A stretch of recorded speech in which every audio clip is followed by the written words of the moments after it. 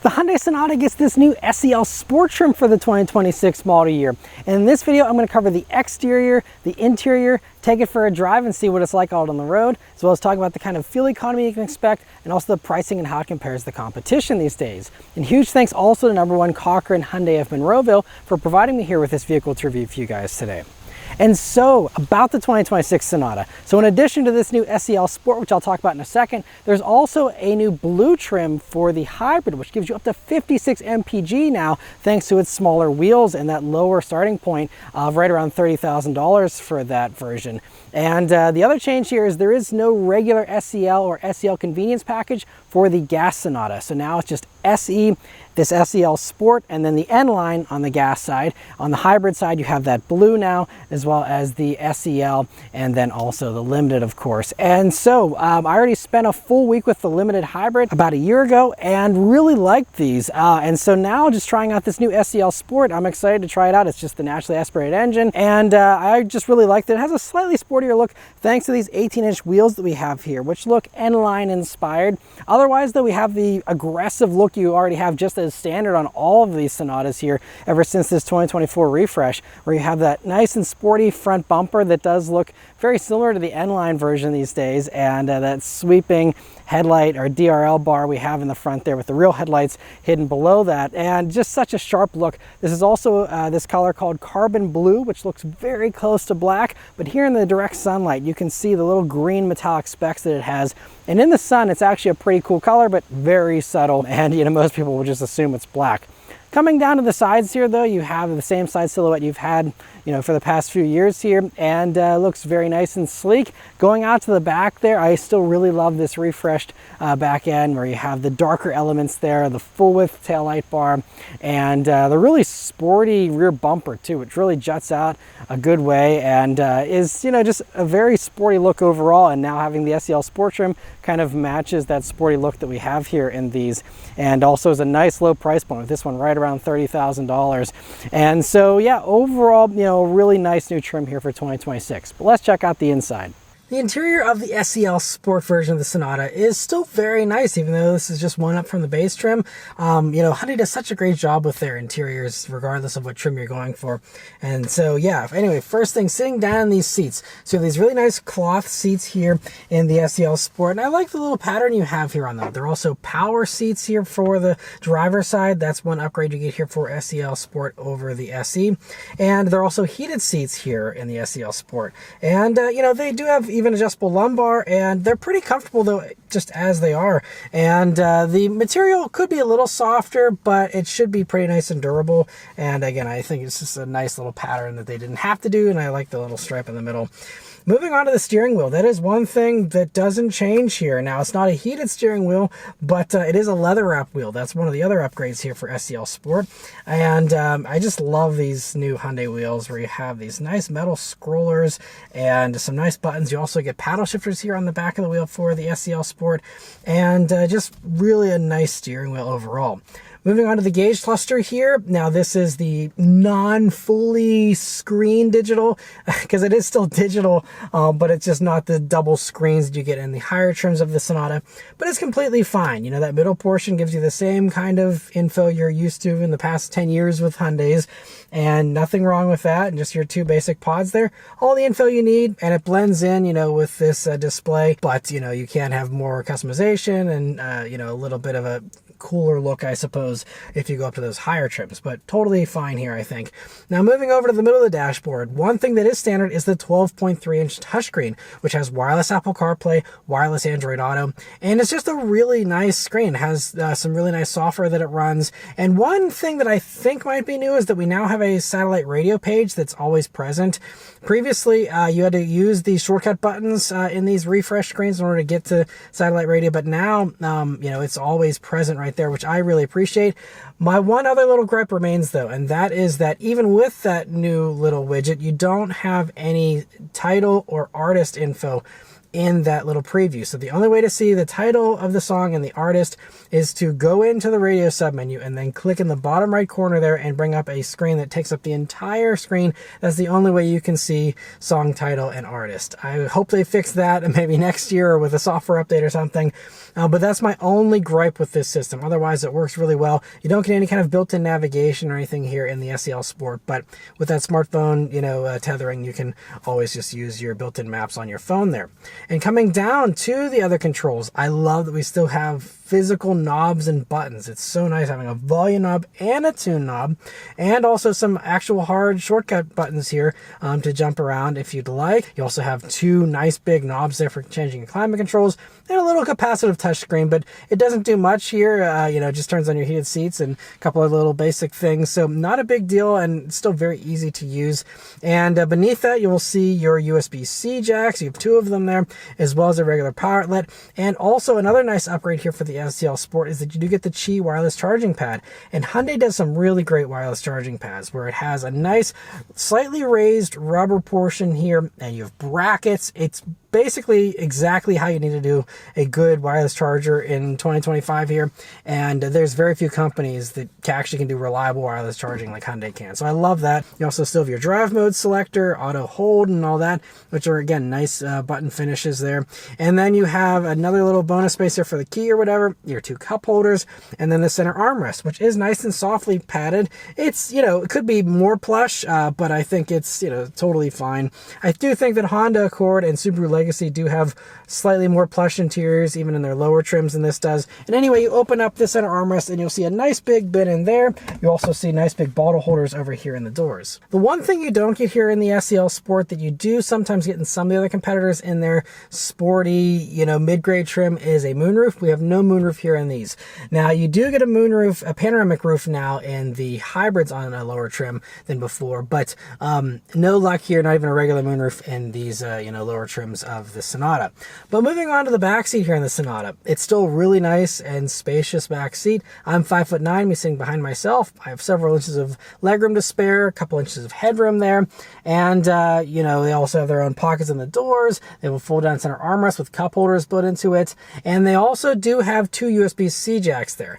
Now, they do not have rear air vents. This and the base trim don't get that. If you go to N-Line or you go to the hybrids, then you will get the rear air vents in all of those, but not here in this, unfortunately. So that is one slight compromise, but that is something that is similar with some of the other competitors where they kind of delete those in these lower trims. But, otherwise still just a really great back seat. Cargo space here, the trunk space in the Sonata is pretty good. So you can see it's a nice wide space. That hasn't changed here ever since this generation of Sonata debuted. But you have plenty of space there. You do also see a spare tire beneath the floor, which is appreciated.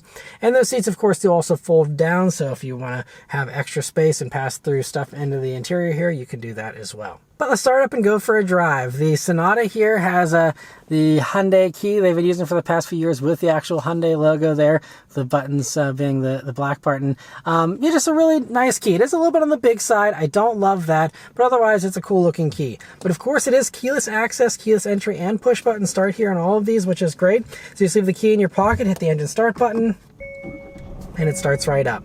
And one other final upgrade here for these is that you also do the column mounted shifter.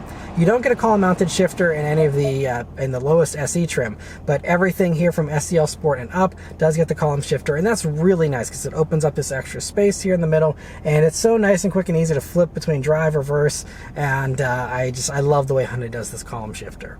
All right, so setting off here in the 2026 Sonata SEL Sport. So the first thing you notice about this vehicle, well, I think the first thing that I notice about it is the great visibility you have here. You have really thin A-pillars, which is rare for a vehicle like this. I mean, some others have good visibility, but this is really one of the thinnest out there. Great view forward. View out of the back is also really good. Now, if you want to have the best visibility, you're going to have to go up to the limited trim. That's the only way you're going to get the 360 camera and the blind view monitor. But, this is just a regular size sedan. It shouldn't be too hard hard to park and maneuver, and you of course do have the standard backup camera. But other things to note about the Sonata, well, it's, you know, a nice comfy cruiser, smooth ride, pretty quiet in here as well, and that's exactly what you want from something like this. And you know, I was so impressed, again, living with the limited hybrid, especially for a week, how, you know, it's just such a nice comfy cruiser. And it's not the most dynamic in this segment or anything, but it's just really well done for what the majority of people want to do, and that's just cruise around, have a nice relaxing car to go back and forth to work in and live their lives in. And that's exactly what this does. Everything is set up very well too, like brakes feel nice and natural, very easy to use them smoothly. Throttle response is nice and predictable. And one nice thing about this compared to some of its competitors is that there is no CVT transmission. It's a regular 8-speed torque converter automatic, and you know, with a lot of the others going to a CVT, which gives you a mushier kind of feeling, this traditional, you know, shifting and the instant response there is actually, you know, a very nice welcome change here, and I'm glad that Hyundai has stuck with that here for these. And you know, even the hybrids still have a regular automatic, which is extra rare these days. So just love their commitment. It's a good automatic too. It's nice and smooth, and you know, occasionally I wish it would downshift a little quicker, but you do have a sport mode which can, you know, make it a little bit more responsive there if you'd like. And accelerating a little more on a regular road here, you have really nice steering too. I love how it's not too light, but it's not too heavy either. It's really a nice blend, and you get a decent amount of feeling through it here. And just again, I think it's pretty well done. I actually found that the hybrid, especially the limited, was a little more numb, so I'm not sure, you know, if there's any tuning differences there or what, but it just feels really good as far as that goes. But I'm going to go ahead and put it up into the sport driving mode here, which gives you quicker throttle. Let's turn down onto this back road and see how it accelerates. Here we go. Kind of short shifted a little bit, but it gets up and goes very nicely. I think it kind of throws me off because the little indicated tack here doesn't have an actual red line, so it was shifting. I was expecting it to go all the way down, and it actually didn't. But anyway, it's a completely fine amount of power. We have a 2.5 liter naturally aspirated 4-cylinder engine, also appreciated with some of the other competitors going for turbos, which some people like, some people don't. So, you know, just a nice differentiation here for this. It does 191 horsepower, 181 pound-feet of torque, and you know, so 0 to 60 for these is, you know, probably going to be something in the mid to high 7, maybe 8 seconds. You know, I mean, it's, again, very on par with everything else in this segment. But it is worth noting that stuff that does come standard with a turbo, like the Honda Accord, you know, is going to give you a little bit more punch around town, because it just starts to make more power in those lower RPMs versus this. You know, I think peak power comes in at like 6,100 RPM. So, I mean, you really got to put your foot down and commit and wait a few seconds, and then you're getting, you know, the kind of thrust that you would be getting probably a couple of seconds earlier in stuff like the Accord. And even with the Camry now being standard with a hybrid, even that'll give you a little bit of electric assist immediately and help that to feel a little quicker off the line too. And this engine, by the way, is both port and direct injected, and it takes regular gas. And so the port and direct is really nice, because that means that, you know, unlike other engines which might be direct injection only that might get gunked up over time, this has that port injection as well to clean off those valves and make sure this engine continues to run really well. And while these do have front wheel drive as standard, and basically all the trims have front wheel drive, the one nice thing about the SEL Sport is that it's the only trim available with all wheel drive. It's a $1,500 extra cost option here, but you can get that, and so that's, you know, very much mirroring what we see with the Kia K5 with its GT line trim being the only one that offers all wheel drive. But that is, you know, making it a nice alternative to, again, the Camry, which now offers all wheel drive, the Altima, which now offers all wheel drive, and the Legacy, which is on its way out but has standard all-wheel drive, of course. And that is still going to be the cheapest way to get all-wheel drive in this segment while it is sticking around here. But that means that Accord is the last one to not offer all-wheel drive at all. And for those that like to occasionally exercise the sportiness in their SEL Sport, let's take it around a few corners and see how it handles. So obviously this isn't super sporty. If you want sporty, you know, spend the extra 6 or 7 grand for the N-Line version, and that's probably properly sporty and a lot of fun. But as far as, you know, the handling goes, it is pretty good. And I think because you have the 18-inch wheels here of the SEL Sport, that's just going to give you a little bit of a, you know, sportier handling demeanor compared to especially the SE. You know, whenever you go to the other trims that have similar size wheels, you won't get much gain. But, you know, the Pirelli P0 all-season tires are also a little bit of a sportier all-season tire compared to, you know, the usual kind of touring tires you get on some of the other competitors. So, you know, it's going to help a little bit.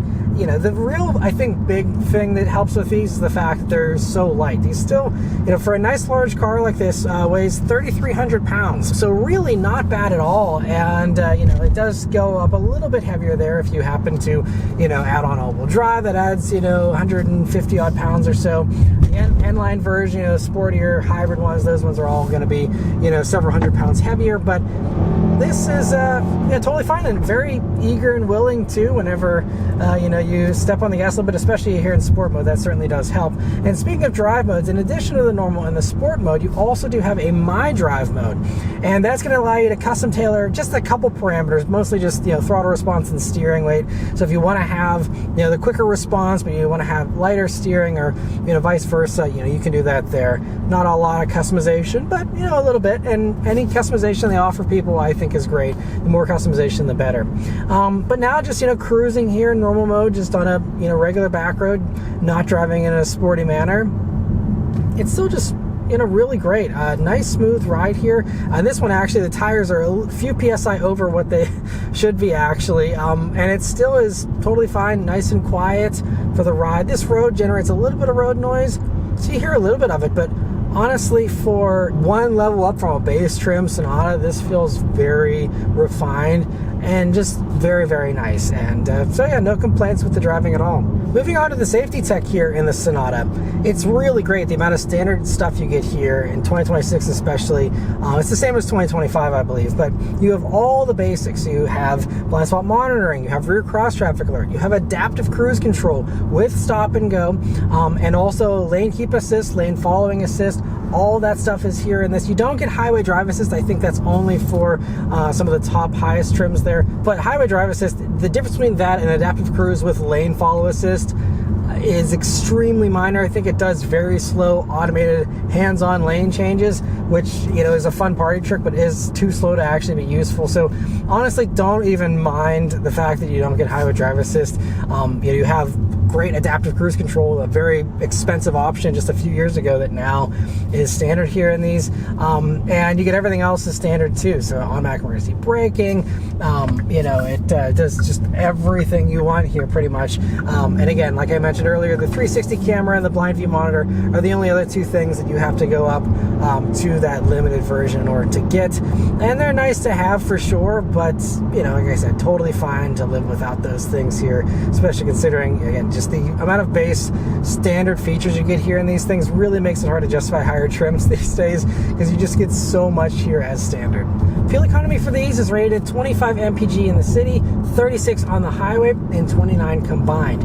And, you know, that's right in line with most of the others, and, you know, so I have no complaints with that either. Now, I don't have this vehicle for a full week, so I'm not going to be able to do a good fuel economy test here. I'm just driving it for a couple hours here. But, you know, it is worth noting, if you want to have the best fuel economy possible, you can also either go down to the SE trim. That gives you 2 to 3 mpg better, just thanks to the smaller wheels, or you can go up to the hybrids. Those are going to give you, like I said, up to 56 mpg there in that blue trim, which again gets it because of that very small wheel package you have. You will get, you know, still very impressive, you know, 50 plus mpg even in the higher trims of the hybrid. But, you know, the hybrid's not much of an upcharge, so especially with that blue trim, it's right around the same 30 grand. So if you really are worried about fuel economy, go for the hybrids. They're fantastic. Definitely check out my review here at the end on the hybrid version as well that I lived with last year. Very nice powertrain, and very similar kind of power, but, you know, again, that instant electric zip and the extra fuel efficiency is really nice. Now, the last thing to mention, though, is the pricing and how it compares to the competition. So let's get into that. So 2026 Sonatas start at $28,545 for the SE, and this SEL Sport is $30,245 as tested with front-wheel drive. If you want all-wheel drive on the SEL Sport, it'll cost you $1,500 extra. And a loaded hybrid limited Sonata is $39,345. And if you want this exact car, it's currently available at #1 Cochran Hyundai of Monroeville, and there will be a link in the description for that if you want to get more info on this car in particular. And regardless of where you're shopping, if you're looking to get the best price possible on a Sonata or any new car, you're definitely going to want to head over to maranmotoring.com and click on the new car quotes page. There you'll get access to dealer invoice pricing, as well as getting connected to a local dealer so you can check out the Sonata for yourself and see what you think about it. So there's going to be a link for that in the description as well, and also one in a pinned comment. Now, as far as how the 2026 Sonata compares to its competitors, the closest competitor is the Kia K5, which the Sonata shares its platform and powertrains with, as well as being the only other one to match the Hyundai's 10-year, 100,000-mile powertrain warranty. The K5 also can be had with all-wheel drive and actually undercuts the Sonata slightly, costing $660 less for its comparable GT line that also throws in their synthetic leather seats at that price. And it offers a package to get the upgraded Bose stereo and panoramic roof for $2,200 extra if you want it. One key difference is that the K5 doesn't offer hybrids, and as a result is one of the last to offer a non-hybrid top trim, the EX, which comes out just over $3,000 less than the top Sonata. Moving on to the next closest competitor, we have the Nissan Altima, which we currently don't have 2026 pricing for yet at the time of me filming this, but 2025 start at $360 less, about $500 less comparably equipped, while also including a moonroof at that comparable trim, and only go up to $34,500 fully loaded, also without a hybrid. But Nissan is also more generous with discounts, so real world pricing, the gap will probably be a bigger one than it is just on those sticker prices.